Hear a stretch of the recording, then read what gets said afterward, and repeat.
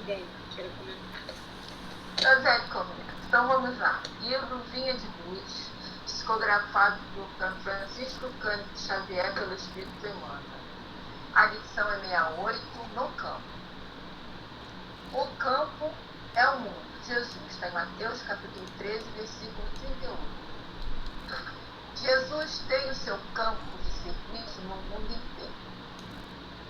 Realmente, como em todo campo de lavoura, há infinito potencial de realizações com faixas de terra excelente e zonas necessitadas de arrimo, corretivo e proteção. Por vezes, após florestas dadivosas, surgem charcos gigantescos, requisitando drenagem e socorro imediato. Montanhas areoladas de luz aparecem vales envolvidos em sombras indefiníveis. Troncos retos alteiam-se junto de árvores retorcidas. Galhos mortos entram em contraste com frondas verdes repletas de ninhos. A greve imensa do Cristo reclama trabalhadores devotados que não demonstram predileções pessoais por zonas de serviço ou gênero de tarefa. Apresentam-se muitos operários ao Senhor do trabalho diariamente, mas os verdadeiros servidores são raros. A maioria dos tarefeiros que se candidatam à obra do mestre não seguem além do cultivo de certas flores, recuam à frente dos pântanos desprezados, os sítios desertos, ou se espantam diante da magnitude do serviço, recolhendo-se às longas e ruinosas vacilações ou fugindo das regiões infecciosas. Em algumas ocasiões, costumam ser hábeis, horticultores ou jardineiros. Portanto, quase sempre repousam nesse título e amedrontam-se perante os terrenos agressivos e multiformes. E não descansa e prossegue aguardando o companheiro para as realizações infinitas em favor do reino celeste da terra. Reflete nesta verdade e enriquece as suas qualidades de colaboração, aperfeiçoando-as e intensificando-as nas obras do bem indiscriminado e ininterrupto. É certo que não se improvisa um cooperador das Jesus. Portanto, não te esqueças de trabalhar dia a dia na direção do glorioso fim. Olha só, o que eu entendi, me corrija se eu estiver errado, é que às vezes as pessoas vão procurar o trabalho, mas quer o que é mais fácil, não assim aquilo que está... Isso ninguém quer, né? E como ele fala aqui da floresta, né? Como tem que, digamos, né? Tá, galhos retorcidos, né? Mortos, esse contraste. Então, a pessoa não quer ter trabalho, você quer chegar com tudo pronto ali, o que é bonitinho, o que não dá trabalho, a pessoa quer fazer, mas aquilo que vai ser trabalhoso, né? Aí todo mundo corre. Ah, não vou fazer isso não, isso aí vai dar trabalho. Ou então diz que não gosta. Ah, não gosto dessa parte também não. Não quero fazer isso não. Pelo menos assim. Agora eu tô Zé, me corrige aí, vê aí o que ele vai falar aí. Tem mais coisas. Não, quem sou eu para corrigir? Eu, hein? Nada disso. É que a mensagem é sempre muito difícil, porque Jesus bota exemplos, né, do campo e a gente perdeu o hábito do campo, né? Nós não temos mais o hábito do campo. Só que se te lembrar da mensagem anterior, a anterior que está no Evangelho Todo Dia, inclusive, um pouquinho antes, né, a parábola do semeador, que o semeador saiu a semear. Emmanuel esclarece para todos nós que esses terrenos, ou seja, esses essas glebas, né, que como ele gostou de pontuar, né, ou seja, esses terrenos, territórios preparados para plantio, ou seja, já foi trabalhado esse terreno, é o mundo íntimo do próximo, ou seja, é o próximo. Então muitas vezes a gente fica pensando assim, Deus me enviou aqui para a Terra para ajudar a evoluir as ciências exatas, a psicologia, a evoluir certos grupos de conhecimentos para ajudar a humanidade inteira. Mas é para criar um ponto de assistência e um ponto de amparo, um ponto de inflexão, né, no mundo íntimo do próximo. Nós não desenvolvemos nenhuma habilidade para nós mesmos. Não faz sentido. Se Deus é pura devoção, amor e carinho em relação a todo o universo, pura sabedoria e puro amor máximo, como que nós vamos nos conter em ficar simplesmente achando que estamos vindo para o mundo, nesse grande teatro, né, que é o planeta Terra, onde estamos assumindo certos personagens, né? Hoje eu tenho esse nome, vocês têm esse nome, essa personalidade, mas essa personalidade não é você, né? Você é um conjunto de outras experiências igualmente. Então, essa experiência de hoje está somando-se a outras experiências que você já tem. E isso vai dinamizando. Só que agora ele está chamando a gente para uma situação mais delicada. Ele está falando em relação ao serviço. Ao serviço, mas eu quero ser tanto um trabalhador do Cristo, eu quero tanto trabalhar junto com Cristo pelo progresso mútuo de todos, ou seja, totalmente alinhado com os preceitos do bem, do amor, da verdade. Então quer, tudo bem, mas entenda que o campo de trabalho é o mundo íntimo de todos que estão sob a égide do Cristo. E Jesus não cuida só do planeta Terra. Então hoje o planeta Terra possui 8 bilhões de almas encarnadas. 2/3 estão desencarnados, certo? Então tem 16 bilhões desencarnados. Somando-se 16 bilhões com 8 bilhões, nós temos 24 bilhões de almas simplesmente prisioneiros a essa instância de educação, a esse processo de educação que o planeta Terra nos brinda, nos fornece. 24 bilhões. É campo que não acaba mais.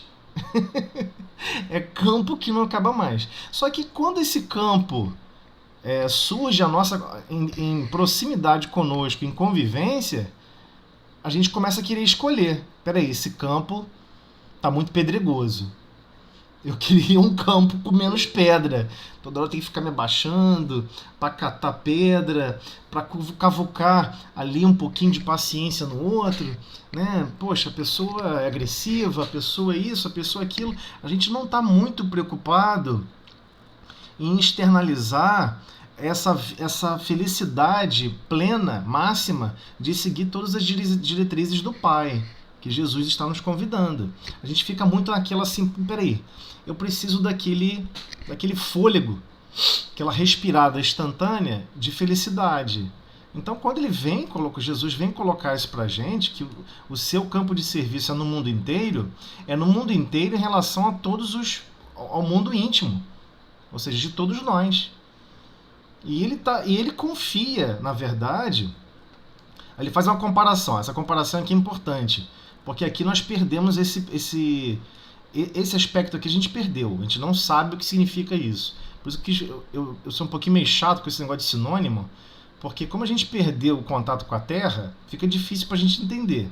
Ele fala, há infinito potencial de realizações a se executar na lavoura, com faixas de terra excelente. Tem faixas de terra que são excelentes, então perfeito. Você bota, sei lá, você planta trigo, nice. Você planta aipim, nice. Qualquer coisa que você bota na terra, nice. Só que a gente está em termos de plantio, a gente tem um hábito do Brasil. Mas quando você conversa com alguém que veio da África, vem de um país mais complicado, a terra é mais complicada, agora dando um exemplo para fazer uma comparação, uma metáfora, né?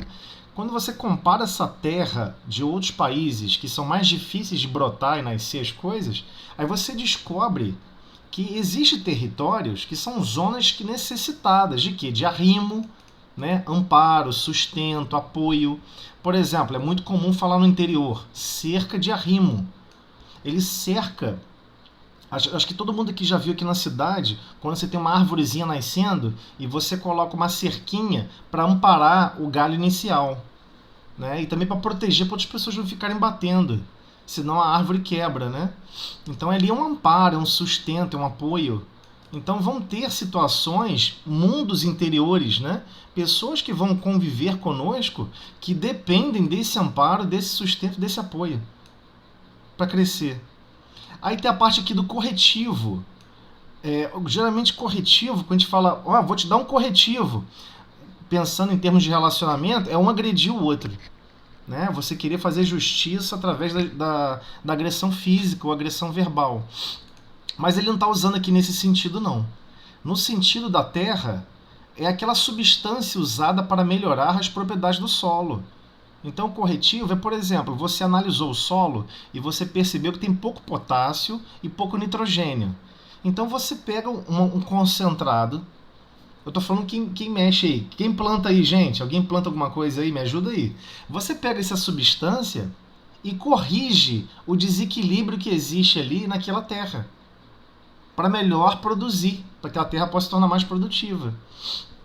Então, esse corretivo aqui não é um corretivo em termos de correção, de aplicar uma correção, você fez uma coisa de errada e eu vou te corrigir. Não é nesse sentido, não. O corretivo aqui é reequilibrar o balanço mínimo necessário para que aquele solo se torne produtivo. A gente perdeu um pouco isso, hein? E a proteção. A proteção aqui é cuidado, abrigo. Então, claro, se você não irrigar o solo, a gente sabe que, por exemplo, não veio chuva. Não, se não veio chuva, fica a critério de Deus. Mas espera aí, a tarefa nossa é cuidar do solo para ele se tornar produtivo. Então nós sabemos que temos que fazer o quê? Temos que fazer alguma intervenção no solo para ele se tornar mais produtivo. Então o que você faz? Faz uma irrigação, um processo de irrigação que não depende de chuva. Não é isso que acontece? Então, mas ele está comparando esse território, esse terreno, essa gleba, ao próximo. O próximo, às vezes, nossa, fulano é tão ruim, fulano é tão isso, é tão aquilo, mas a gente não percebe que ele é uma zona necessitada de arrimo, ou seja, de amparo, de sustento, de apoio. Nós não percebemos que, por vezes, ele não tem base suficiente, não tem substância para poder florescer a bondade, a tolerância, o perdão. E a gente já quer exigir da pessoa. Não, a pessoa tem que ser bondosa. Eu li que tem que ser bondosa. Eu li que a pessoa tem que ser tolerante. Mas se a pessoa não tem substância no trato da alma dela, da consciência e das fibras morais mais intensas do corpo dela, espiritual, que eu estou querendo afirmar, ou seja, em termos de consciência, se não tem substância suficiente ali, como que podemos exigir isso da pessoa? Se Jesus está pedindo justamente para a gente auxiliar, que temos que ajudar a dar substância nesse sentido. E igualmente proteção, cuidado, abrigo. Então tem pessoas que falam assim, olha, eu reencarnei aqui nesse planeta e um monte de dificuldade, um monte de dureza, e meus filhos estão lá, ó, uma vida boa, maravilhosa, não tem dureza, não tem isso, não tem aquilo. É engraçado, a gente tem uma percepção contrária. A gente não percebe que nós, por vezes, alguns têm que vir na frente para preparar o território do mundo íntimo de cada um, para a pessoa ter uma encarnação adequada, para ela se sentir amparada, se sentir acolhida, para poder florescer, para poder ter uma reação diferente que teve em relação a zilhões de outras encarnações. Então é uma situação muito difícil, porque estamos convivendo com pessoas que possuem zonas necessitadas. Né? Aqui, ó, zonas necessitadas. E, por vezes, essas zonas necessitadas, a gente fica falando assim com o próximo. Eu tô falando no cadinho do lar, hein? Ah, fulano já era para ter despertado para isso. Esse terreno já era para estar produtivo. Ué, mas foi por isso que Jesus colocou você onde você está. Para você auxiliar aquele terreno, aquele mundo íntimo, a se tornar mais produtivo. Com o quê? Com o seu amparo, com o seu sustento, com o seu apoio, com o adubo da prece, do carinho, da atenção, do zelo, da fraternidade. Isso aduba qualquer alma. Igualmente a proteção. Você vai cuidar daquela pessoa, você vai dar abrigo. Se você teve dificuldade em matemática, o que você vai fazer com o próximo? Vender a mesma dificuldade e entregar as mesmas dificuldades achando que isso gera resultado positivo? Não, você vai fazer o contrário. Você vai explicar o mais fácil possível. Você vai mastigar o assunto o mais fácil possível. Porque você não quer que aquele outro ser passe pelas suas dificuldades. Você quer que ele consiga estar em equilíbrio com ele mesmo mais facilmente do que você esteve em condições de equilíbrio. Então, ele está falando que isso aqui tudo é com relação ao mundo íntimo do próximo. E que essas zonas de necessitados são nos colocadas em contato o tempo todo. E às vezes a gente fica meio perdido, sem saber o que fazer. Aí ele vai dar vários exemplos. Por vezes, após a floresta dadivosa, né, a floresta, né, magnífica, aquela floresta linda, cheia de arbustos maravilhosos, surge charcos, pântanos, lamaçais. Né? Os charcos é isso, é pântanos, lamaçais gigantescos. Requisitando o quê? Drenagem, socorro imediato. Ele está falando que tem outros seres humanos assim, nessa condição aqui, de charcos. A pessoa está encharcada de remorso, ela está encharcada de ódio, ela está encharcada de revolta, ela está com um lamaçal danado de incompreensões, inclusive contra Deus, contra o Pai. Então, ao lado de montanhas aureoladas de luz, aparecem vales envolvidos em sombras indefiníveis. Ou seja, vamos vivenciar aqui na Terra os contrastes. Por quê? É com esse contraste que você tem um ambiente de trabalho. Imagine se tudo fosse floresta dadivosa e tudo fosse perfeito. Ou seja, nós é que estaríamos chegando aqui causando imperfeição. Então, é normal, é um processo educacional e requer de cada um de nós a compreensão e a ação direcionada em aprimorar esses campos. Ou seja, esse mundo íntimo de terceiros. Porque a comparação é essa. O campo é o mundo íntimo do próximo. Então ele está fazendo de novo a comparação. Troncos retos, e também tem árvores retorcidas. Galhos mortos. E ao lado de galhos mortos tem o quê? Frondes verdes repletas de ninhos. Ou seja, algo lindo, maravilhoso. Ué, então cabe a nós trabalharmos esses galhos mortos. Temos que ajudar a cuidar e reequilibrar o que está desequilibrado. E não ficar, olha lá, tô vendo um galho morto dentro de fulano, tô vendo um galho morto de atitude de fulano. Não, mas ele não é só isso. O mundo íntimo do outro não é só isso, não é só galhos mortos e retorcidos. Ele tem um ou outro galho morto e retorcido, mas também tem frondes maravilhosas verdes. Temos que aprender a enxergar essas possibilidades que estão no próximo. Então essa gleba, que é o terreno, que é o canteiro, já adubado, preparado, né?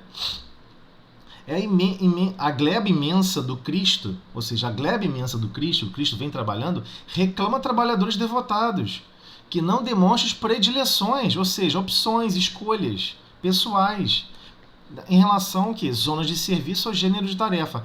Poxa, eu não quero ser isso não. Olha, isso que estão me pedindo eu não quero. Isso que estão... Aí você fica escolhendo. O que você quer ser então? Não, eu quero, na verdade, ser instrutor lá em nosso lar. Mas a gleba é aqui embaixo. Os corações revoltados estão espalhados por todo o globo terrestre. Então alguém te mandou lá para o umbral da vida, para você resgatar os que estão revoltados. Vamos supor, Ana é chamada para ajudar a resgatar todos os professores que estão revoltados, e zangados e odientos, que estão lá no umbral. Você acha que Ana vai ficar escolhendo? Ana vai falar assim, só isso? Tem só 3.000 lá? Me manda mais 10.000, vou atrás deles, vou animar, vou dar esperança. Eles não vão ficar assim, não. Eles entenderam tudo errado. A experiência humana não é isso. Então, não vai ficar escolhendo a zona de serviço, nem o gênero de tarefa. Eu recordo muito, tem uma passagem do livro, agora me falhou a memória aqui na cabeça a passagem do livro, qual livro, agora não sei se é Ação e Reação, me esqueci, enfim. Havia uma senhora que ela ficava na porta de um prostíbulo, e desencarnada. Ela está lá desencarnada, tentando manifestar reações e pensamentos para as pessoas não ficarem presas àqueles vícios do processo da carne, né, do corpo físico. Ou seja, você está viciada, por exemplo, num jeans que você está usando. Você está vestindo uma roupa que se chama corpo físico. Você está viciado naquilo ali. E, então ela dava plantão ali, tipo, ela ficava, imagina, você acaba de desencarnar, Senhor, estou disposto a me desempenhar ao máximo em tarefa. Tá ok, você vai ficar no prostíbulo, lá na porta, convencendo, vibrando, buscando animar outros tipos de pensamentos para essas pessoas. E você vai ficar lá na porta. Mas quando? Olha, o plantão começa quinta-feira. Às vezes quarta, pode começar quarta. Vai terminar domingo, mas você não pode dormir não, hein? É de quinta a domingo direto, sem parar. Será que a gente vai aceitar essa tarefa? Ou vamos escolher, não, que isso? Esse gênero de assistência eu não quero. Não, tem uma coisa melhor não, isso é muito ruim pra mim. Isso eu não gosto não. Esse cambá de pecador aí, essa coisa horrível. Você compreende? Nós temos isso. Nós queremos escolher a zona de serviço e o gênero de tarefa. Mas às vezes não está quando a gente vai desencarnar, não. Às vezes está no nosso lar. No nosso lar agora, no corpo físico. Pessoas que são caras ao nosso coração são um gênero de serviço e uma zona de serviço. O lar, diversas pessoas preferem trabalhar com aspectos caritativos, ou seja, de caridade, fora da casa onde ela vive e fora da convivência com laços estreitos e sem ser o gênero de tarefas ligadas ao lar. A maioria prefere. Poxa, não, porque dentro do meu lar as pessoas têm uma visão ruim de mim, acham isso de mim, pensam isso de mim. Ué, o que tem a ver o que pensam ou o que acham de você em relação à sua capacidade de agir no bem? O pensamento do outro não pode restringir o seu potencial de agir no bem. Então, não podemos ter predileções pessoais no que tange a fazer um trabalho de prática de amor, de benevolência, de indulgência, de perdão, em nenhuma circunstância. Isso aqui é um agravante, porque isso para a máquina, trava a máquina. Você começa a escolher tanto, vai chegar um ponto que você vai escolher uma zona de trabalho e um gênero que não existe. Não existe, não tem como. Não tem esse tipo de trabalho. Então apresentam-se muitos operários ao Senhor do trabalho, diariamente. Mas os verdadeiros servidores são raros. Por isso que é tão raro. Né? A maioria dos tarefeiros que se candidatam à obra do mestre não seguem além do cultivo de certas flores. Recuam à frente de pântanos desprezados. Temem os sítios desertos e se espantam diante da magnitude do serviço. Por quê? Porque ele acha que ele vai se perturbar, ele acha que ainda tem problema com aquilo ali ainda para resolver. Pô, mas aí se eu for tentar ajudar, eu vou ficar perturbado também. Ah, se eu for tentar ajudar, eu vou ficar desequilibrado também. Ué, mas você está pensando só em você mesmo? Então, se não tivesse risco de você só ajudaria quando não existisse risco nenhum para você? Então, você só vai começar a desenvolver a experiência de agir no bem quando você for um espírito perfeito? Mas é a prática do bem que te leva à perfeição? Entendeu? Fica uma coisa contraditória. Olha, eu quero buscar a perfeição, mas eu não quero praticar nada além do que eu faço. Eu quero só fazer o mínimo. Que é o que ele está falando aqui com o cultivo de certas flores. Nós temos essa mania. Algumas coisinhas assim mais mecânicas e tal, cultivar isso aqui, eu topo. O terreno é bom, eu consigo ter paciência com fulano porque fulano me respeita, porque a pessoa me ouve, porque aquela pessoa é carinhosa, aquela pessoa é bondosa. Dá um terreno adequado para eu trabalhar as minhas possibilidades de agir no bem. Mas não é só isso que ele vem falar, né? Então a gente acaba recolhendo-se, né, cada um de nós, a longas e ruinosas vacilações, ou fugindo das regiões infecciosas. Então, só para encurtar aqui um pouco mais, é certo que não se improvisa um cooperador para Jesus. Não tem como improvisar. Entretanto, não te esqueças de trabalhar dia a dia na direção do glorioso fim. Então, a meta do Cristo é transformar todos os corações, todo o mundo íntimo de cada um, individualmente, que habita esse planeta e que está ligado a esse planeta, a se transformar completamente. É essa a grande tarefa. E a gente fica achando que a tarefa está só em nós. Não, mas se a gente quer se tornar cooperador do Cristo, a tarefa está em todos os outros, né? mundo interno de cada um. Aquele mundo interno ali pertence a todos. É tarefa do Cristo, é terreno do Cristo. E todos nós vamos ter que desempenhar uma atividade adequada, ou seja, segundo os preceitos do Cristo, né? Não segundo a nossa percepção de mundo. Transformando não só a nós mesmos, mas a todos que estão à nossa volta. Essa é a grande dificuldade de entender a parábola do semeador, quando a gente não entende aonde está semeando. Está semeando o quê? Eu estou plantando aonde? Qual o terreno que eu estou jogando? Que campo é esse? O campo são todos o mundo íntimo de todas as pessoas que estão à nossa volta. Porque o planeta em si não precisa de nós, ao contrário.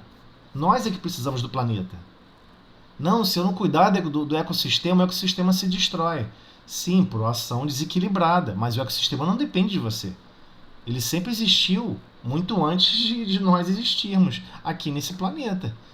Então, quando a população do planeta era abaixo de 1 bilhão, não havia risco nenhum. Todo mundo podia queimar madeira à vontade, fazer tudo à vontade. Vai chegar um momento em que o planeta Terra vai estar o quê? 50-50%. 50% encarnado, 50% desencarnado. Então a nossa meta é alcançar 12 bilhões. 12 bilhão encarnado, 12 bilhões desencarnados. Igualmente, é claro, é livre para Deus escolher, né, junto com a assistência do Cristo, coordenador e diretor do sistema todo, quantas almas ficarão atreladas a esse planeta. Mas com certeza vão surgir situações que irão nos constranger fisicamente a despertarmos que existe o outro que precisa também comer, que existe o outro que precisa de água potável, que existe o outro que precisa de energia elétrica, que precisa de alguma assistência, mesmo que seja altamente ainda embrutecida. E aí vamos buscar pouco a pouco o despertar para os valores da alma. Ou seja, nós não dependemos só de recursos físicos materiais. Dependemos de valores da nossa própria alma. E como temos alimentado os outros que estão convivendo conosco? Com o quê? Com o joio ou com a semente frutificadora do trigo? Ou seja, estamos plantando no mundo íntimo do outro desespero, revolta, indignação, raiva, ódio? Ou estamos plantando carinho, fraternidade, benevolência, indulgência, perdão? Temos que perceber o que está acontecendo com o nosso mundo e como estamos dinamizando o nosso mundo íntimo para com terceiros. Né? Mais alguém aí quer falar alguma coisa? Aí, Ana, tá contigo aí, Ana. Não, até já desanimei. Porque hoje eu me deparo com cada campo. Vamos fazer a nossa prece, que é melhor. Sendo professora, você descobre todos os tipos de campo. Exatamente. Olha. Exatamente. Mas não é à toa. São campos que estão em contato conosco, que não é à toa. Ah, mas o que eu posso fazer? Podemos fazer preces. O mínimo. Podemos dinamizar o nosso sentimento mínimo. Podemos, na hora da aula, imaginarmos que vamos conseguir cativar lá no fundo da alma. Mas aquela sementinha vai ser plantada para germinar daqui a 2.000 anos. Mas a gente quer que germine daqui a 2 minutos. A gente não quer para daqui a 2.000 anos, né? Ainda mais na adolescente. É difícil. Então vamos fazer a nossa prece. Margarete, faz a nossa prece aí inicial. Sim. Só um momento. Senhor Jesus, nós agradecemos a oportunidade sagrada de mais dessa noite, mais um estudo nessa noite, pedindo, Senhor, a tua permissão, a tua bênção, o socorro para o irmão que vai falar, que ele possa ser totalmente amparado, Senhor, e pedimos, Senhor, para nós todos, que possamos alcançar esse entendimento maior, um pouco mais de profundidade. Muito obrigada, Jesus. Essa prece, pedimos permissão para começar. Muito obrigada, Jesus. Então vamos lá, Tuzeli. Vamos lá, eu vou parar aqui. Vou parar aqui. A gente tem que. Essa página é muito importante mesmo. A gente tem que aprender a estar sempre com grãos de trigo na mão, né? Para poder. E sem esperar que a gente vai ver a colheita. A gente não vai ver a colheita. A colheita vai seguir aqui a 3.000 anos, mas a gente quer colher agora. A gente quer, tipo, falar uma palavra carinhosa e quer que a pessoa responda com carinho imediatamente, mas isso não vai ocorrer. E nós não podemos ficar com essa presunção, né, de achar, nem Jesus teve, né, de 12 discípulos, um negou, o outro pseudo traiu, né, porque Judas acreditava que a implantação do reino era uma coisa material. Ele não entendeu a proposta do Cristo, né, do cristianismo. Então há essa ruptura, né, quando ele faz essa situação toda que aparentemente ele está, na verdade, contra o Cristo. Na verdade é uma reação infantil dele, né, achando que ele pudesse impor o cristianismo goela abaixo das pessoas, mas não é assim que funciona, né? Vamos lá. Então, podemos prosseguir aqui no item 2? Médios de efeitos intelectuais. Né? Vamos lá. Eu vou maximizar ao máximo aqui que eu consigo aqui o tamanho da letra, desse formato que está aqui o arquivo. Agora vamos lá. Vamos prosseguir. Então, médios de efeitos intelectuais. Então, já percebemos que tem aqueles médios... Você não botou na tela não, hein? Ih, é verdade. Desculpe. Eu tô aqui ajustando aqui a tela, mas não coloquei. Desculpe. Vamos lá. Vou esperar vocês comentarem aí como é que tá. Porque eu tô no outro... Tem mais um monitor aqui, e eu fico meio perdido às vezes. Tá bom. Pra mim essa... Pra Tá quem bom, tá no hein? celular aí, tá bom, gente? Pra mim tá bom aqui. Eu tô no computador. Tá? Então tá ok. Tá bom. Vamos lá. Então, nós já descobrimos que existem médiums classificados, chamados médios de efeitos físicos. E agora uma subdivisão que Kardec elaborou nesse caso, né? E médios de efeitos intelectuais. Embora não exista um hiato, né, uma forma clara aí de entender as fronteiras entre médiums chamados intelectuais e de efeito físico, e até mesmo o fenômeno em si é difícil de diferenciar, ele faz essa classificação devido a uma motivação específica. A gente vai chegar agora para entender o porquê. Então, a classificação adotada por Kardec para os médios de efeitos intelectuais é a seguinte: médiuns audientes. Esses ouvem os espíritos. É algumas vezes como se escutasse uma voz interna que lhes ressoasse no foro íntimo.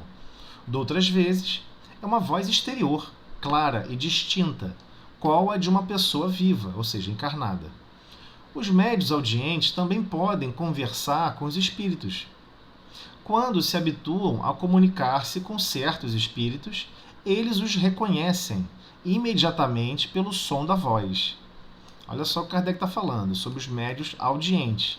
Há ali uma informação, ou seja, há ali um princípio, que está falando aqui de intelectuais, é que está sendo passada alguma mensagem, né? Está ocorrendo uma comunicação, há uma interação de ideias. Alguém está propagando alguma ideia e estamos recebendo, como numa conversa. E que alguns escutam como se fosse uma voz interna, como se ressoasse no foro íntimo, e que existem médiuns que escutam como se fosse uma voz exterior, a ponto de nem perceber a diferença, se tem alguém falando com ele ou não. Ele escuta a voz e pensa, acho que alguém me chamou. Inclusive, ocorre o caso, como ele coloquei aqui, né? Quando estão habituados a comunicar-se com certos espíritos, eles os reconhecem imediatamente pelo som da voz. Né? É interessante, Tozelli, que audiente, quase todos nós então somos. Praticamente, que só não conseguimos detectar. Sim, tá certo, sim, eu acho que eu considero que sim. Por quê? Porque nós temos. Por isso que quando a gente faz esse tipo de estudo, a gente já liberta o nosso pensamento para entender que o fenômeno é médium anímico.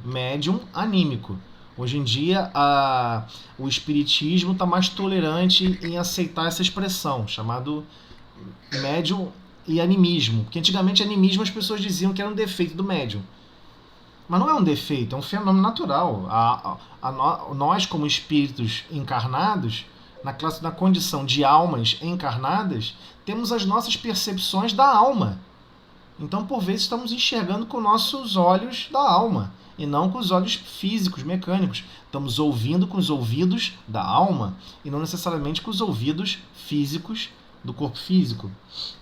Então, pensando dessa maneira, nessa parte de médio audientes, não necessariamente está se... Ou seja, se tivesse mais pessoas na mesma sala, não estariam ouvindo o que o médium escutou. Mesmo que a percepção dele fosse igualzinho uma voz normal, não fosse uma voz meio interior, né? Então, de certa maneira, por que é inerente a todos, como você comentou? Eu classifico isso com relação ao animismo. A alma possui sensibilidade, né? Possui capacidade de percepção, né? Deixa eu fazer uma pergunta. Sim, André, pode falar.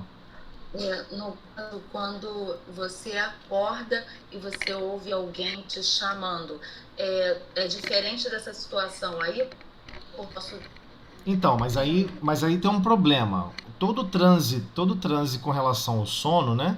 Esse se desprender, se desdobrar do corpo físico, você não consegue garantir com certeza com relação com quem ou de que forma você estava em comunicação fora do corpo físico. O que você tem certeza absoluta é que fora do corpo físico você não tem atmosfera para propagar som, né? Nenhum espírito fala com o outro. Essa percepção é a percepção do grau de materialidade que nós estamos. Se você está mentalmente imaginando que você vai sair do corpo físico e vai falar com desencarnados utilizando processos de vibração mecânica da atmosfera para o som chegar em alguém e ele detectar o que você está falando, você está explorando uma resposta fisiológica do seu corpo físico, achando que é como ocorre fora do corpo físico, mas isso não é verdade. As comunicações ocorrem pelo pensamento. Esse é que é o grande problema. Então, quando você pensa até num certo idioma. Você pensa em português. Você escuta palavras em português. Mas quem diz que aquela pessoa que está se comunicando em português? Não necessariamente. Mas o pensamento dele tem uma linguagem universal. O pensamento não precisa de idioma. Não precisa de descrições por idioma. Senão estaremos perdidos no planeta Terra. Só você listar o número de idiomas que tem no planeta, estava perdido, né? Então, ele não precisa daquela ação mecânica, da vibração mecânica, certo? Só aquele espírito altamente materializado, ele só consegue ouvir e ver encarnados. Ele não consegue nem ver desencarnado. Tão materializado que ele está ainda com... Quando eu digo quão materializado ele está ainda, é como que ele, como princípio inteligente, percebe a natureza da vida e sente a natureza da vida. Então, por exemplo, se você não sabe o que significa um raio, vamos fazer um paralelo aqui, uma comparação. Se você não sabe o que é um raio, o que é o trovão, você vai dizer que é alguma coisa, um monstro incrível que fez esse barulho horrendo. Mas quando você vai estudar e descobre que quando forma-se o raio, essa descarga elétrica entre as nuvens e o território que nós chamamos de terra, ou mar, não importa, ou até mesmo outra nuvem, também não importa. Quando essa descarga elétrica ela passa, ela tem ali 50, 100 mil volts.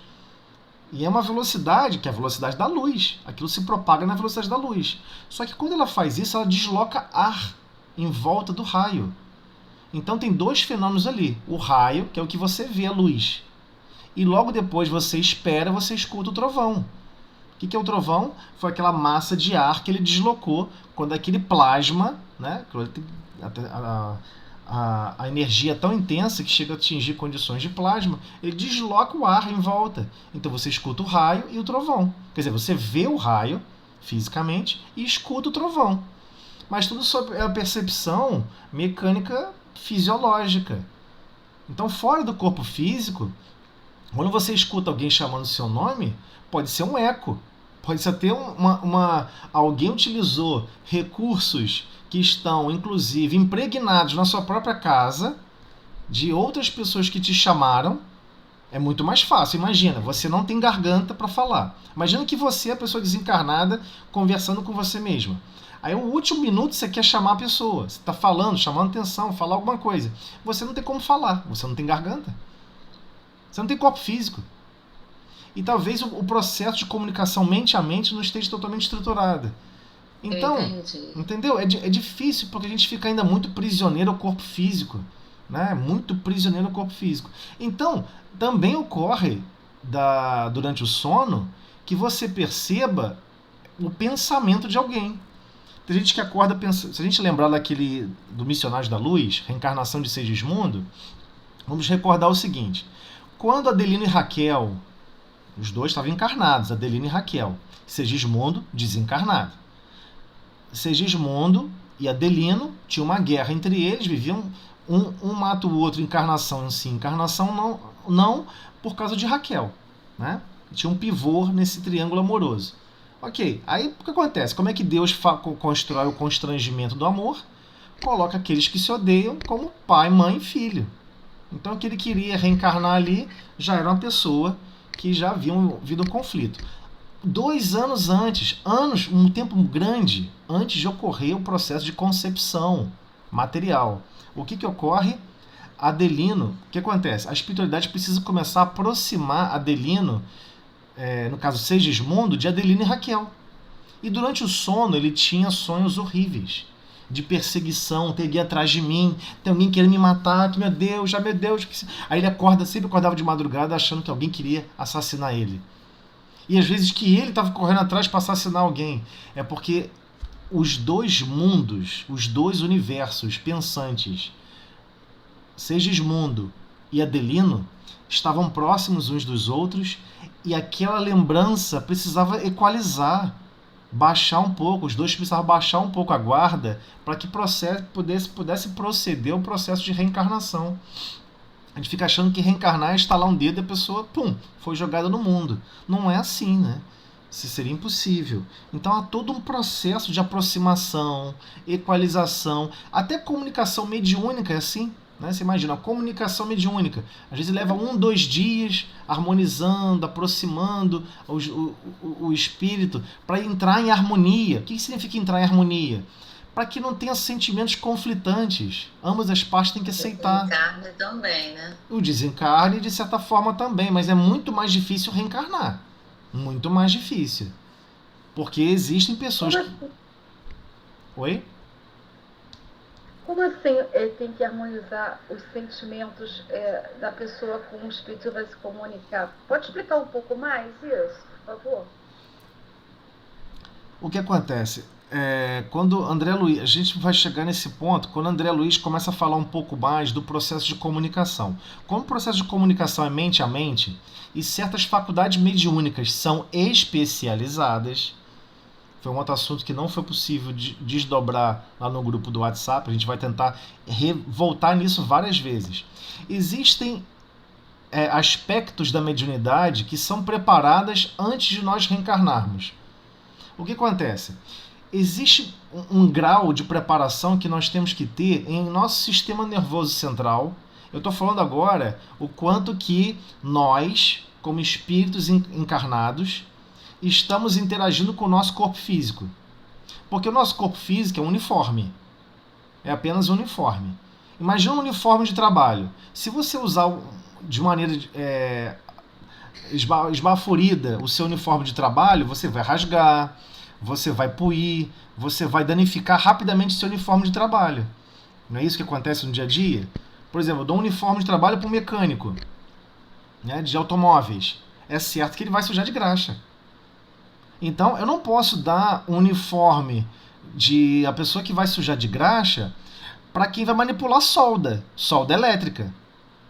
Vocês sabem que quem manipula solda elétrica, a luva, ele tem que usar uma luva especial chamada luva de vaquejada.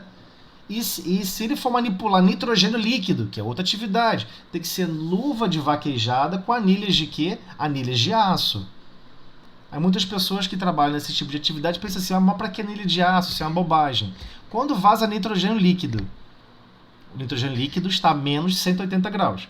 E a luva de vaquejada é umedecida pelo nitrogênio líquido, ela fica dura na hora. E você não consegue mais tirar sua mão dali de dentro.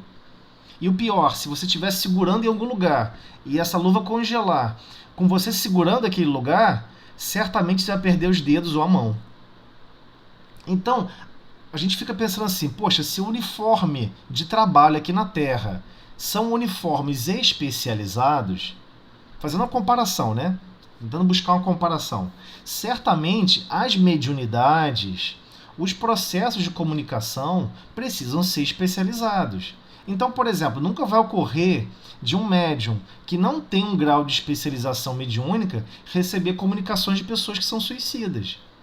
Como também não vai ocorrer, por exemplo, de um certo grupo de médium que tem uma especialização de conseguir se comunicar com irmãos altamente sofredores, eu digo pessoas que estão em laços de ódio profundo. Você não vai conseguir. Não é qualquer médium que consegue. Porque, geralmente, na mesa mediúnica, as pessoas ficam com vergonha. Aquele médium que consegue dar passividade por irmãos altamente zangado, odiento. Você vê que é um irmão decidido no ódio pela revolta que ele está sentindo. A gente acredita que esse médium está perturbado. Mas é o contrário. Esse médium é o top das galáxias. É o top de linha que tem hoje no planeta Terra. Porque é uma tarefa altamente especializada. Não é qualquer um que pode se comunicar com esse tipo de irmãos. Sem gerar danos físicos para o corpo físico, sem gerar danos físicos para o seu aspecto psicológico. Né? A pessoa sai dali e sai bem. Se fosse um outro, ia sair acamada para o hospital. É nesse aspecto que eu estou querendo dizer. Existem mediunidades especializadas. Então, o processo... Existe alguma coisa a mais que é alterado no próprio médium, na sua relação entre você como um ser pensante e o seu corpo físico, e no meio do caminho o seu perispírito. Há uma alteração para que flua com mais facilidade o processo de comunicação.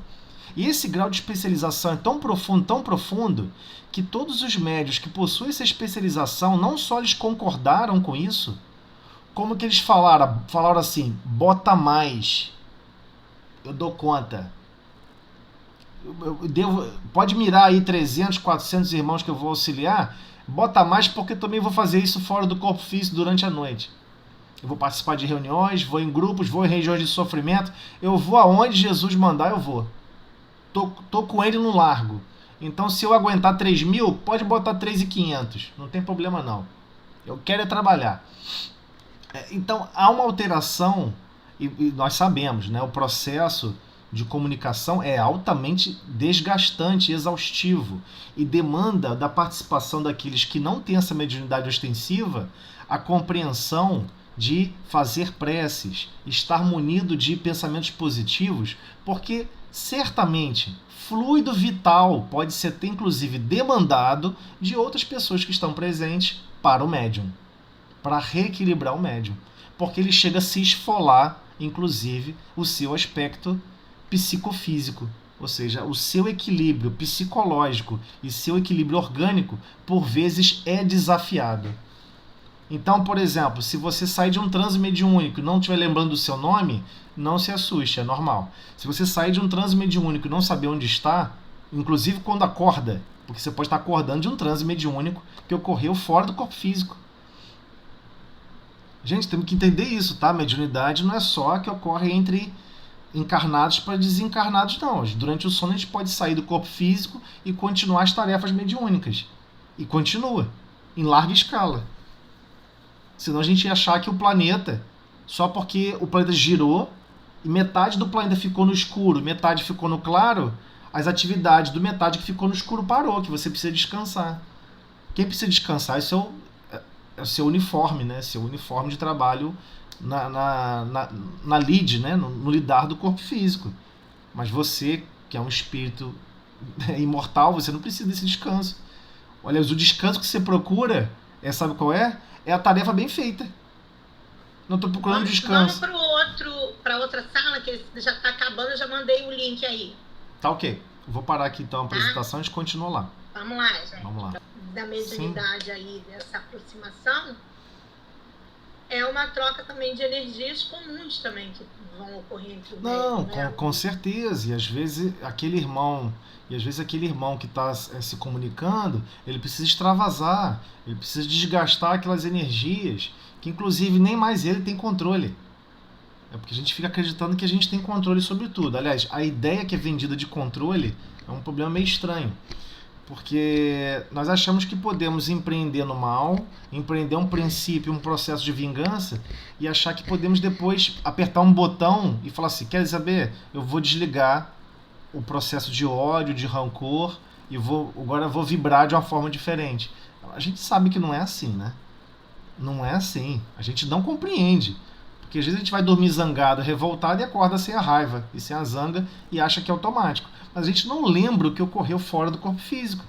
Às vezes fora do corpo físico, recebemos passes, recebemos transfusões de energia, foi dissipada tudo que nós plasmamos na nossa mente, que é uma matéria, foi desfeito, foi reorganizado. Então, o processo de comunicação que ocorre fora do corpo físico durante o sono é muito, mas muito difícil de compreender. Como a André havia perguntado, tem essa dificuldade. E ainda prosseguindo um pouquinho no que havia sido comentado depois, o grau de especialização do médium não é criado aqui no corpo físico. Ele é criado antes de reencarnarmos. E quanto mais consciência, ou seja, temos aquela percepção, peraí, eu agora estou com uma percepção de faculdade mediúnica, psicofonia. Eu tenho que melhorar esse grau de psicofonia. Ele está especializado. Eu tenho que ver como que eu devo participar melhor com o meu pensamento. Mas isso é durante a semana toda, né? Não só no dia da reunião. Senão não faz sentido. Então, continuando aqui, sobre a parte aqui da classificação de Kardec, Kardec vem classificar como outro efeito intelectual o chamado médium falante, que é o que a gente estava inicialmente falando. O mesmo que psicofônico. Então, psicofônico. Então, nós temos telefônico. Não tem um chamado telefone que a gente usa? Telefone. Ou seja, vamos passar a voz pelos sinais de telecomunicações. Aqui você vai passar a voz pelos sinais da sua psique, do seu pensamento. Né? Então você está propagando pensamentos. Então os médiuns audientes, que nada mais fazem do que transmitir o que ouvem, não são propriamente médiuns falantes, os quais, as mais das vezes, nada ouvem. Ok? Então não podemos confundir. Alguém ouviu alguma coisa e está replicando. Isso é diferente. Aí ele volta para os médiuns falantes. Com eles, o espírito atua sobre os órgãos da palavra, como atua sobre a mão dos médiuns escreventes. Em geral, o médium falante se exprime sem ter consciência do que diz, e diz a miúde, ou seja, em detalhes, coisas inteiramente fora do âmbito de suas ideias habituais, de seus conhecimentos e até fora do alcance da sua inteligência. Por quê? Isso é a comprovação latente, né, e patente de que alguém está se comunicando que é totalmente diferente do médium. Porque ainda há aqui na Terra esses conflitos. Né? Ainda tem esses conflitos de você querer dar crédito ou não crédito e sem se preocupar com o teor do que está sendo falado. É muito melhor se preocupar com o teor, e o teor do que está sendo falado e instruído vai ser o suficiente. Não é raro verem-se pessoas iletradas e de inteligência vulgar não de vulgaridade, né? Vulgar de comum, expressar-se em tais momentos com verdadeira eloquência e tratar com incontestável superioridade de questões sobre as quais seria incapazes de emitir, no estado ordinário, uma opinião. Se bem esteja perfeitamente acordado, quando exerce a sua faculdade, raro é que o médium falante aguarde lembrança do que disse. Nem sempre, porém, é integral a sua passividade. Alguns há que têm intuição do que dizem, no próprio instante em que proferem as palavras. Então, algumas pessoas podem pensar assim, mas aí é estranho, né? Por que eu escolheu aquela pessoa como médium, não alguém que tem, consciência sobre filosofia para poder ser melhor a comunicação para a parte de filosofia? Então, mas aí a gente esquece que nós somos pessoas teimosas e rancorosas com as nossas opiniões. O que acontece? Por vezes temos um grande cabedal de informações sobre, sei lá, psicologia. Como é que Joana de Ângeles vai expressar o pensamento dela se tudo que surgir de pensamento na sua mente sobre psicologia você fica rebatendo? E só o que importa é a sua percepção de psicologia. Então, ainda estamos nesse problema. Nós não gostamos de aceitar opiniões alheias. Ainda mais se elas são contrárias à nossa percepção de mundo, à nossa percepção de vida. Então, igualmente, fica claro por que existe e há essa necessidade ainda. Por causa justamente do nosso nível moral. Porque a gente acredita, eu entendi dessa forma. Por exemplo, matemática. Aí vai dar uma comunicação, um super matemático que explica que você está errado. Mas, entendeu? Para não ficar naquele conflito e atrapalhar a comunicação, por vezes é melhor surgir dando um exemplo, né? Surgir uma grande comunicação matemática através de uma pessoa que não sabe nada de matemática. Mas aquele que diz que não sabe nada, ele não sabe nada nessa encarnação. Isso que a gente não precisa entender. Alguns espíritos, antes de reencarnar, optam por essa possibilidade. Eu sei que é estranho falar isso, né? Porque o comunicante, o médium, ele sempre tem que ter uma bagagem. Com certeza. Ele sempre traz uma bagagem dentro de si, né? Sim, sem dúvida. Sobre certos assuntos que é aproveitado na hora da comunicação. Não tem espírito novo nesse processo. São espíritos antigos, que já trilharam diversas possibilidades. Por exemplo, sabemos através do livro A Caminho da Luz, que inclusive tem espíritos aqui que têm muito mais tempo do que a maioria, que são os exilados de capela, os capelinos, que já ajudaram a estruturar diversos aspectos aqui do planeta.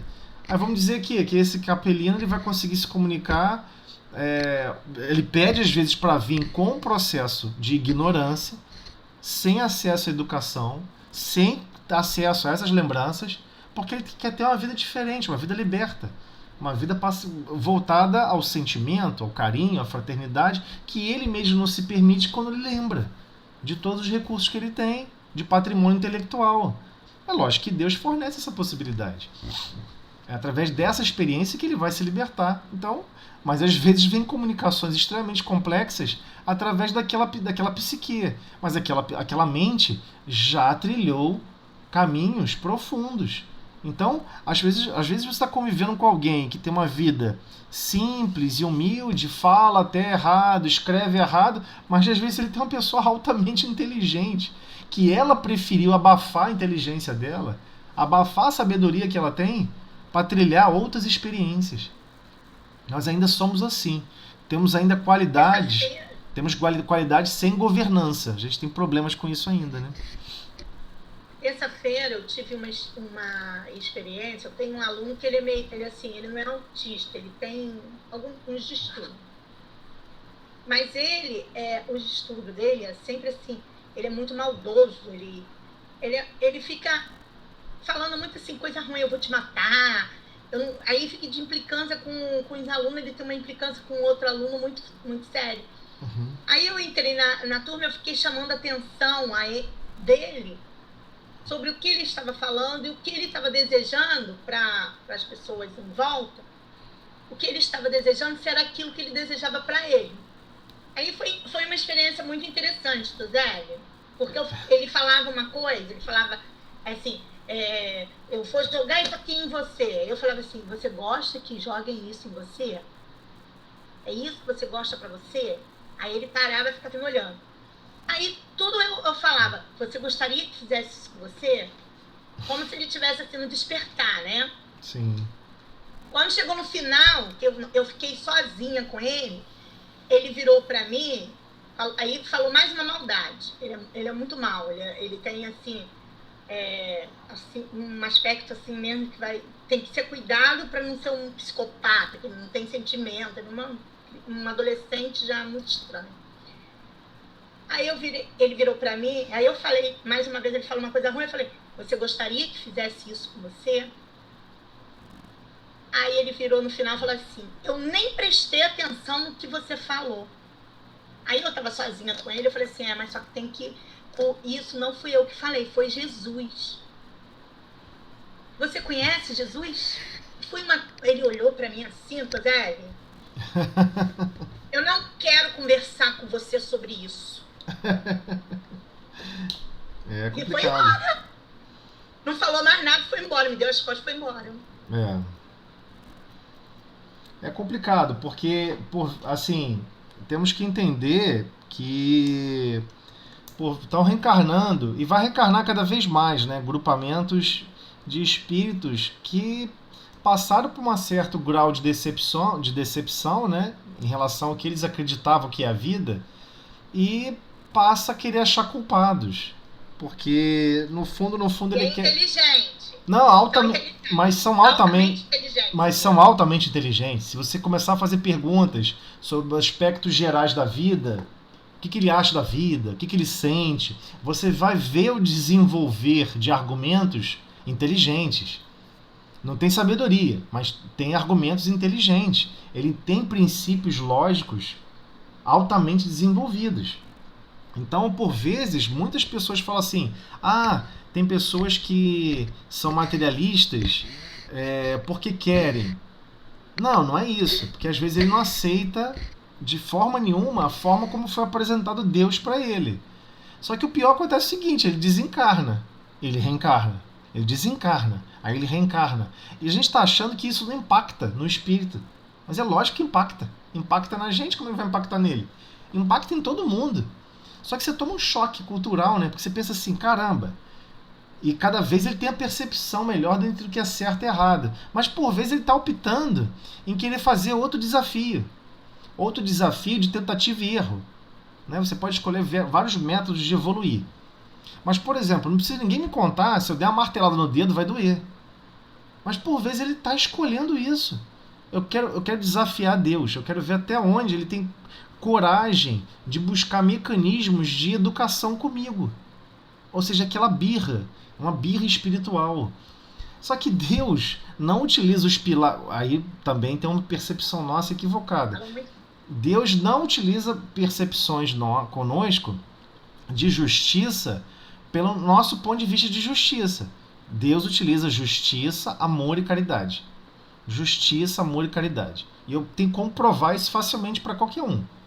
É só você observar quem se comunica em reunião de mediúnica e reunião de obsessão. Você nunca vai ver algum espírito falando assim: puxa vida, fulano está sofrendo uma coisa na vida muito acima do que ele maltratou. Isso é um absurdo. Você sempre acha que é menos.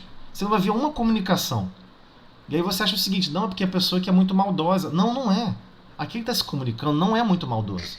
Ele está explorando e demonstrando para todos nós que estamos nessas reuniões. Todos que estão se comunicando estão afirmando: vocês estão reencarnando sem estar pagando nem o que fizeram na encarnação anterior. Porque não existe isso de pagar o que você não tem consciência. Você não tem consciência entre certo e errado, você acha que Deus vai ficar te punindo? É igual o seguinte: você pega um bebezinho, uma criança bem pequenininha, 2 aninhos de idade. Você entrega um copo de vidro na mão dela. Ela deixa cair no chão. Ela segura e deixa cair no chão.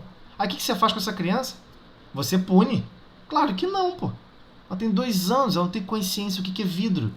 Pra falar a verdade, você colocou a criança em risco, botando um copo de vidro na mão da criança. Aí acreditamos que Deus age assim conosco. A gente acredita que todos que estão à nossa volta têm total consciência entre certo e errado, entre o bem e o mal. Mas dependendo do exemplo e do cenário e da situação, o bem e o mal ainda é obscuro. A pessoa não sabe qual o melhor proceder.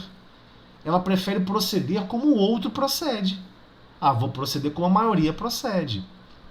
Uma vez uma pessoa argumentou isso comigo em relação a regras de trânsito. E eu fiquei encucado com aquilo, né? Eu estava com uma pessoa no carro. Aí eu tô vendo, tinha sinal de trânsito que ele parava. E tinha sinal de trânsito que ele avançava. Aí eu falei assim: eu não entendi qual a sua lógica. Por que aquele sinal é diferente desse? Não, eu parei nesse sinal de trânsito porque todo mundo parou. E por que você avançou o outro? Não, eu avancei o outro porque todo mundo avançou. Eu fiquei pensando assim: mas você não pode conduzir sua vida assim. Senão você vai cair no erro junto com todo mundo. Ele fala: mas geralmente é isso mesmo que eu faço. Eu caio no erro junto com todo mundo.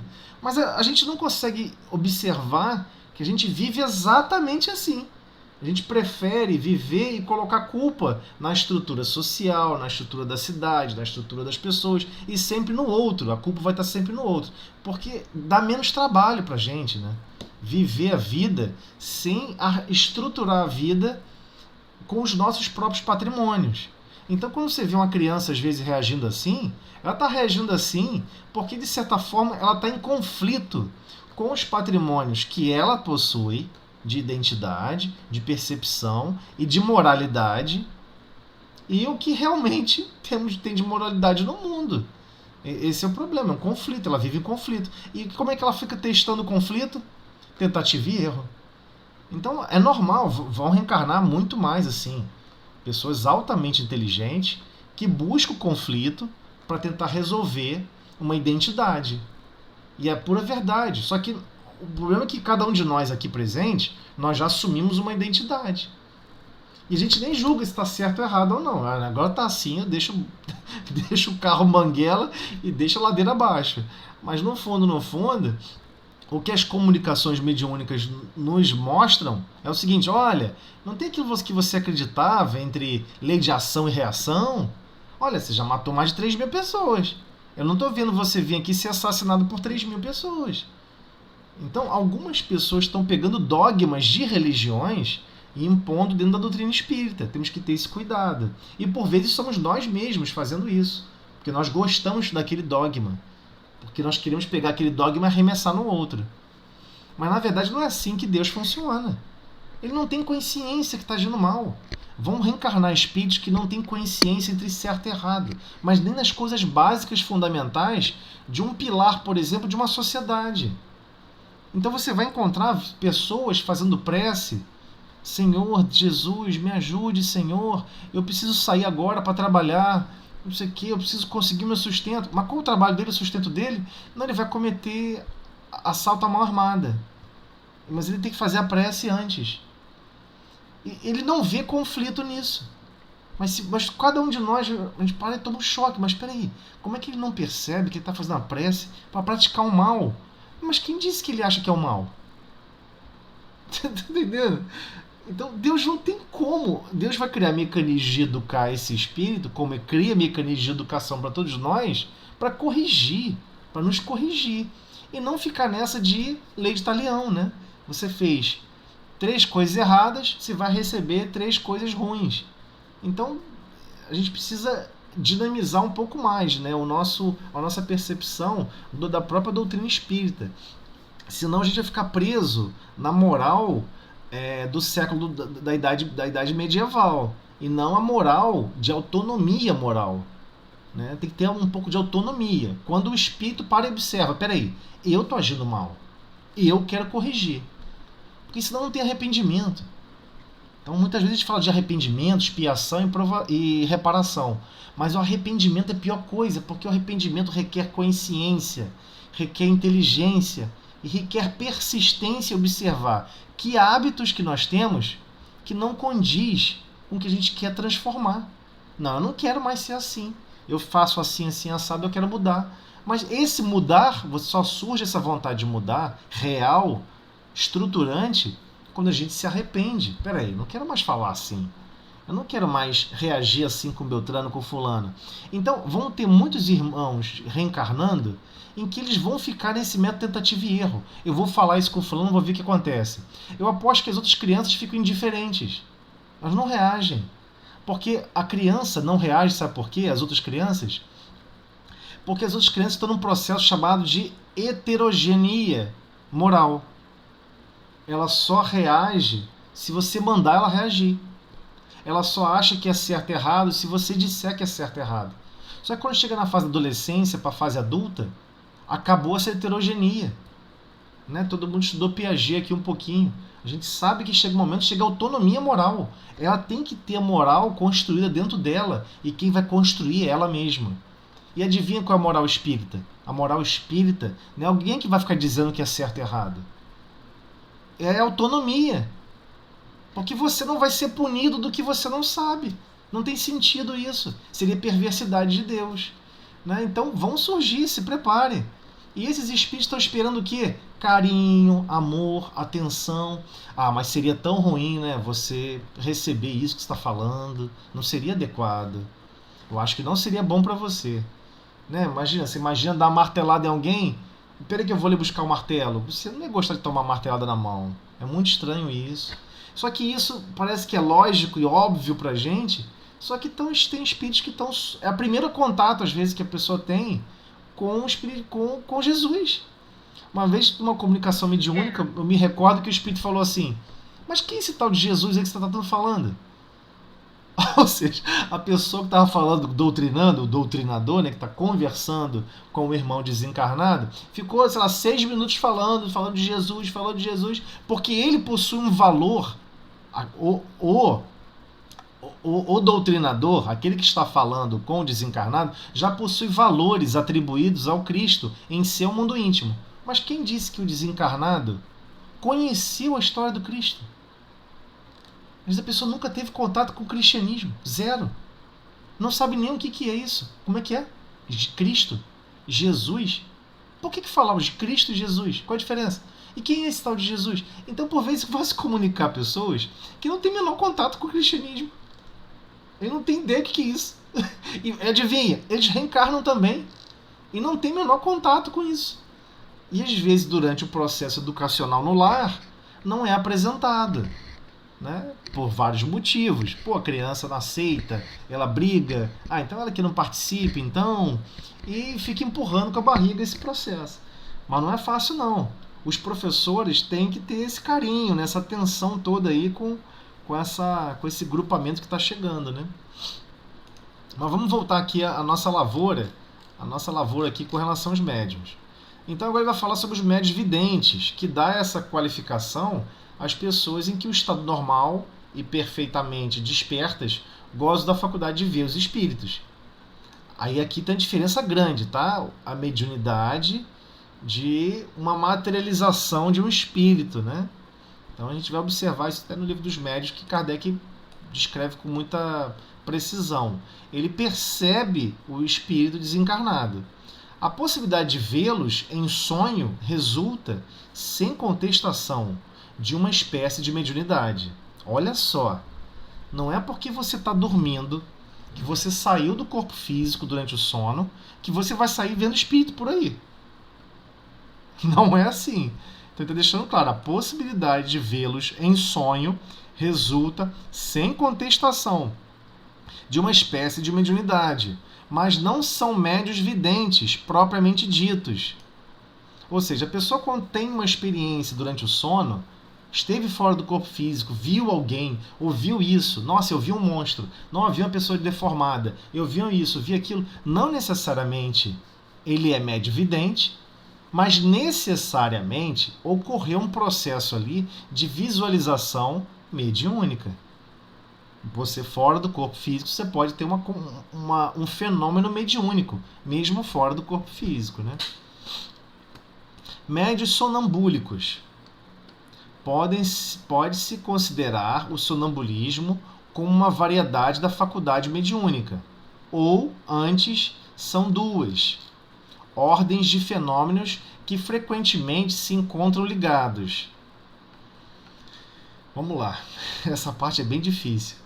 O sonâmbulo age sobre a influência do seu próprio espírito. Sua própria alma é que, em momentos de emancipação, vê, ouve e percebe, além dos limites dos sentidos. O que ele exprime, áureo de si mesmo. Suas ideias são, em geral, mais justas do que no seu estado normal. Mais extensos os seus conhecimentos, porque livre se lhe acha a alma. Em suma, ele vive antecipadamente a vida dos espíritos. O médium, ao contrário, é instrumento de uma inteligência estranha. É passivo, e o que diz não vem do seu próprio eu. Em resumo, o sonâmbulo externa seus próprios pensamentos e o médium exprime os de outrem. Então, por exemplo, quem é sonâmbulo sabe disso. É estranho, porque o sonâmbulo ele pode lembrar ou não o que acontece fora do corpo físico. Mas quando ele está descrevendo alguma coisa, se você começar a conversar com alguém no estado sonambúlico, a pessoa vai te dar toda uma explicação, te explica o que está vendo. Ele tem percepção, porque ele tem uma emancipação, ele consegue ter uma emancipação maior da alma, né, em relação ao corpo físico. E tudo que ocorre com esse espírito mais emancipado, ele consegue narrar em detalhes, porque ele está usando mais capacidade e mais potencialidades anímicas, ou seja, da própria alma dele. Ele tá narrando, vendo, e não observando o que outro espírito desencarnado está narrando. Ok? Só que isso aqui é uma mediunidade muito difícil. Mas essa mediunidade, quando é tratada, tem assim, tratada que eu digo assim, quando o médium sonambúlico vai para a mesa mediúnica, melhora esse fenômeno? Melhor em que sentido? Se intensifica? De não ocorrer em casa, diminui e ele lembra depois que acorda o que passou? Não, olha só, eu sou sonâmbulo. Eu posso falar de mim. Você lembra? Não, nada. Pra mim, dormir, todo dia eu deito e aí é como se 5 minutos depois eu estivesse acordando. Eu não sonho há décadas. Eu não sei o que é sonhar. As pessoas dizem, eu sonhei com isso. Eu não sei o que significa isso. As pessoas narram isso. Porque eu sonhei que aconteceu. Eu não sei o que as pessoas estão falando. Já aconteceu ao contrário. De eu acordar e eu demorar para perceber qual é o meu nome. Entendeu? Eu tenho dificuldade às vezes de olhar no espelho. Porque eu olho no espelho e vejo outra pessoa. Eu não consigo me reconhecer. Aí depois volta a consciência, entendeu? É estranho para mim. Então, médio sonambúlico, na mesa mediúnica é diferente.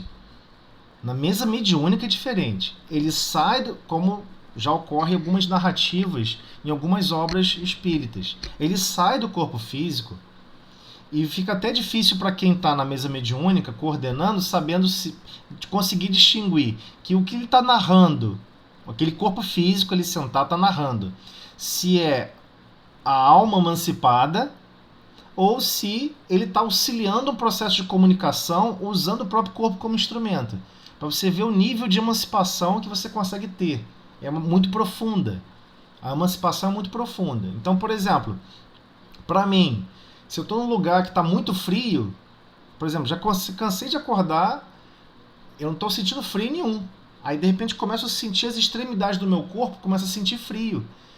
Por quê? Porque eu estava num ambiente com frio, o meu corpo físico estava num lugar frio, mas onde eu estava não estava frio. Eu não lembro onde eu estava. Também não consigo lembrar, apaga na hora. Mas eu começo a perceber o corpo físico sentindo frio. Mas nem a relação de frio está ligada entre o corpo físico e o corpo perispiritual, né? Mas um médio sonambúlico na mesa mediúnica... Oi? Então você sonha, mas você não lembra, né? Não, eu nunca sonhei. Sonhar sonho, como as pessoas falam. Olha, eu vi isso, eu vi aquilo, aconteceu aquilo. Mas é porque você não lembra. Sim, mas a percepção que eu tenho de sono é de 5 minutos. Eu deito, acordar para mim é como se fosse 5 minutos depois. O tempo parece que passou em 5 minutos, o que de repente foi 8 horas de sono. Eu olho pro relógio, caramba, já deu esse horário. E eu achei que tinha dormido. Eu não tenho nem a percepção de tempo. Eu consigo ter uma boa percepção de tempo, né? Mas assim, quando ocorre o fenômeno quando ocorre o fenômeno sonambúlico comigo, com outras pessoas em casa, as pessoas ficam desesperadas. Porque eu sento, eu converso, eu falo, é mesmo, rio, dou gargalhada, as pessoas estão conversando comigo, mas eu estou dormindo. E as pessoas não sabem que eu estou dormindo. Elas estão falando exatamente comigo com consciência. Por exemplo, quando meus pais descobriram, quando eu era adolescente, que eu era sonâmbulo, não estou falando de médio sonambúlico, estou falando do fenômeno sonambulismo. Quando eles descobriram que eu era quando eu era sonâmbulo, eles tomaram um susto danado. Morreram de medo, porque eu sentei na mesa, conversei com eles. Qual foi o medo deles? Porque eles falaram comigo durante minutos. 10, 15 minutos, conversaram comigo. Aí eles estavam lá 2 da manhã conversando entre eles. Aí eu sentei e comecei a conversar também. Aí eles só foram perceber que eu estava dormindo quando eu falei, mas que horas vocês vão tomar café da manhã agora? Se for, quero também. Aí eles perceberam que eu estava sonâmbulo. Entendeu? Compreenda, tem pessoas que já foram mantidas em transe sonambúlico por 36 horas, por 48 horas. Se você for ler livros sobre essa característica da alma, essa característica psicológica que ocorre, então você vai ver experiências que já foram feitas, experiências horríveis com sonâmbulos na história da humanidade, né? Mas não precisa narrar aqui. Aqui o foco é médium, é o fenômeno ocorrer na mesa mediúnica. Algo que eu nunca me senti confortável em permitir. Então eu não consigo baixar a guarda para ocorrer, entendeu? Se eu tivesse amarrado, sei lá, algemado, acorrentado, eu acho que eu ficaria muito mais confortável. Mas assim, estou totalmente soltinho numa cadeira, não me sinto muito à vontade, entendeu? Porque eu sei que eu saio completamente do corpo físico, não tenho a menor noção do que vai acontecer, entendeu? Então há um certo receio nessa história toda. Então é muito diferente aqui, tá? O sonâmbulo, em resumo, ó, como ele coloca aqui, em resumo, o sonâmbulo externa seus próprios pensamentos. Isso é até estranho, né? Pô, ele vai para a mesa mediúnica para expressar o pensamento dele. É melhor deixar outro irmão que precisa se comunicar expressar, né? E enquanto que o médium exprime os de outrem, né? O de outro pensamento. Então, logicamente, o princípio acaba sendo esse. O médium, ele entra em transe sonambúlico, não é um sono, não é sono, né? O médium sonambúlico não deve buscar dormir na reunião mediúnica, mas ele está ouvindo a palavra, ele está de olho fechado, que daqui a pouco ele foi. Ele se emancipa do corpo físico, se afasta do corpo físico, só que fora do corpo físico ele está vendo, ele está percebendo as coisas, ele começa a narrar. Ele sente, ele percebe se alguém está com medo, se alguém está com tristeza, com alegria, entendeu? Eu lembro que o meu pai, ele era sonâmbulo, ele brigava muito, feridas. Então, era um encontro, devia ser um encontro com os inimigos, né? Não necessariamente, não necessariamente. Ele pode ter se encontrado com um quadro de pensamentos. Entenda o seguinte, quando Emmanuel narra pra gente no livro Pensamento e Vida, que a formação do pensamento é que nós estamos arremessando quadros de pensamento uns contra os outros o tempo inteiro, e que na verdade o pensamento é um grande espelho, e que nós recebemos reflexos dos outros e emitimos reflexos, é que quando ele está emancipado, ele tem essa percepção dos reflexos que vêm de certas pessoas. E ele pode estar achando que ele tem que metralhar o outro com outros tipos de reflexos. Mandando outros tipos de imagens, outros tipos de formas de pensamento, vai neutralizar aquela fonte de pensamentos. Só que não é assim que a vida funciona. Isso seria muito fácil. Jesus ia pensar por todos nós, dar um estalar de dedo, pronto, todo mundo ficou maravilhoso, maravilhado. Mas não é assim que funciona. Brigava, não. Então, mas às vezes ele está brigando não é com alguém específico, é com a forma pensamento de alguém. Ele sai do corpo físico, ele percebe as formas de pensamento. Como também nós aqui no corpo físico, sem consciência, percebemos quando alguém está de forma ardilosa, criando argumentos e contexto para provocar uma briga. Aí você fala, ei fulano, não fala assim. Eu estou percebendo o que você está pensando, hein? Você está conversando e falando de uma forma ardilosa para criar um constrangimento. Então você percebe, certo? Então, imagina isso multiplicado por 1 milhão. É o que acontece com a gente fora do corpo físico. Não tem novidade no pensamento que o outro está gerando. Você percebe na hora. Você vê o pensamento do outro. E aí, às vezes, o que acontece? Você sai do corpo físico e está dialogando com a forma pensamento de alguém. Isso não quer dizer que a pessoa está te ouvindo, não. Porque você está fisicamente viciado na voz. Todos nós aqui estamos fisicamente viciados na voz. Mas imagina, você sai do corpo físico e você não vai usar a articulação da voz para falar. Você vai usar a expansão da irradiação do seu pensamento. Olha só o problema. Mas quando ele está fora do corpo físico, como ele não tem essa consciência desse processo, ele está falando. E automaticamente o corpo físico dele, como ele está ligado ao corpo físico, está falando também. Mas ele não está falando, ele está tentando expressar um pensamento, mas acaba executando essa expressão desse pensamento pela fala. É totalmente natural, normal. É o que mais acontece com o sonâmbulo, né? Ele senta, ele fala. Só que esse sentar, conversar, de você estar com uma consciência emancipada e consciente presente, levou a diversos psicólogos e pessoas que querem investigar a mente humana e perceber que, na verdade, existe uma série de profundidades de consciências. Existe mais de uma consciência em nós mesmos. Claro, porque nós somos espíritos, né? E o espírito, ele não está prisioneiro ao corpo físico. E ele já teve várias existências. Não necessariamente ele vai manifestar sempre a mesma. Por exemplo, você hoje se chama Ana. Você hoje se chama Ana. Mas você, por exemplo, já viveu na Inglaterra. Né? Você já foi uma pessoa lá importante na Inglaterra. E você se apegou a esse princípio e hábitos da Inglaterra.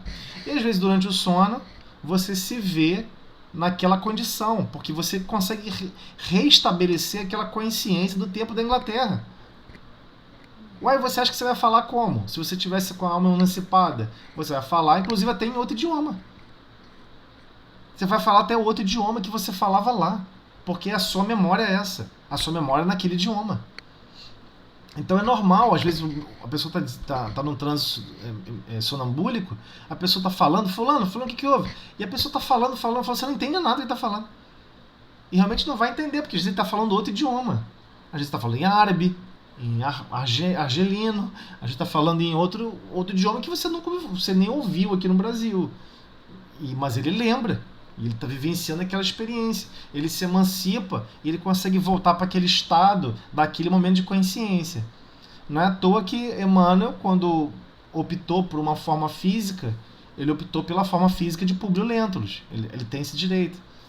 Espíritos inferiores conseguem plasmar o que quiser com o corpo espiritual. Por que Emmanuel não vai poder querer ficar na forma de Emmanuel, né? Ou seja, de Publio Lentulus? Na forma de Romano, que esteve em contato com Cristo. Então, é bem complexo, né? Não, é muito complexo, mas ao mesmo tempo, nós não somos... Quem é sonâmbulo, isso não tem remédio, é anímico mesmo. Não, mas por que você quer acabar com isso? Não, mas por que você quer acabar com isso? Assim... Você está dizendo aí, seus pais se assustavam. Não, eu estou dizendo nesse sentido. Então, o sonambulismo Não, eles tomaram um susto porque eles não sabiam que eu era sonâmbulo. E já tinham conversado várias vezes comigo de madrugada. E eu converso com você de olho aberto. Foi que eles ficaram chocados. Você não lembra? Você falou com isso com a gente, você levantou, você foi para não sei para onde, disse que é na garagem, que não sei o quê. E se deixar, eu pego, abro a porta, saio, vou, pego o carro, ligo o carro, vou embora. Mas eu não estou acordado. Eu estou dormindo. Entendeu o problema? Até você não vai. Você não vai nem. Você está falando. O seu sonambulismo, vamos dizer, você conversa. O meu pai, por exemplo, brigava. E tanto que quando ele esteve no pronto-socorro internado, o pessoal fala, quando eu chegava de manhã, que eu chegava lá, o pessoal falava: meu Deus do céu, seu pai é impossível. Ele não deixava as pessoas dormir, ele gritava, ele brigava, e era o tempo todo. É isso que eu estou falando, por isso que entra naquele pensamento assim. Então, vamos dizer, evangelho diminui. Não, então, mas agora olha só. né? Olha só, eu não sei quais são os... Se você me perguntar hoje, José, você sabe quais são os objetivos reais do sonambulismo? Eu vou perguntar assim, eu não sei. Juro pra você, eu não sei. É uma permissão que é dada a esses espíritos ter esse grau de emancipação. É uma experiência que o espírito precisa passar. Ele precisa passar por uma experiência de estar mais próximo da verdade. Ele vivencia o sonâmbulo. Não seria torturante para você? Eu não tenho consciência de nada, não tem tortura nenhuma. Tortura para mim é zero. Tortura é para quem fica do meu lado. Meu pai também não tinha, não. Não tinha consciência, não. Consciência zero. Ele acordava bem. Minha irmã tem pavor de mim, né? Pavor total. Eu só fui descobrir quanto que minha irmã tem pavor de mim uma vez que eu acordei de madrugada. Aí eu fui no banheiro, voltei. Aí eu tô vendo ela, né, encostadinha no canto, tremendo. Eu cheguei assim perto dela. Irmãzinha, você tá passando mal? Tudo bem com você? Eu disse, não fala comigo não, por favor. Ela ficou desesperada. Porque mesmo na doutrina espírita, você não tem informações detalhadas sobre isso.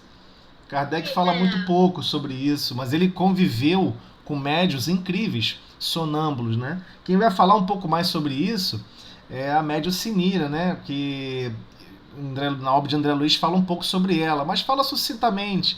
Mas é uma médium top de linha, né? Ela saía do corpo físico e ajudava a fazer o processo de comunicação, a interligação, o equilíbrio, dava passe fora do corpo físico. Mas é uma média, um ponto fora da reta, né? Um nível de equilíbrio profundo. Mas parece que... dormir. É um sonambulismo? É um grau de sonambulismo, sim. É um grau. Mas esse grau de consciência mais profunda é estranho. E é difícil compreender. Eu já li muito sobre isso. Você vai ler as coisas sobre psicologia da Terra. Nossa, o que fizeram de tortura com sonâmbulo é uma coisa de louco. Eu falo com medo. Teve uma vez que eu li um livro, o cara narrando que manteve uma pessoa num transe sonambúlico por mais de uma semana. A pessoa não acordou por mais de uma semana. E ficou cada vez num estado mais profundo de consciência. Só que ele não sabe que ele está alcançando memórias anímicas daquele espírito.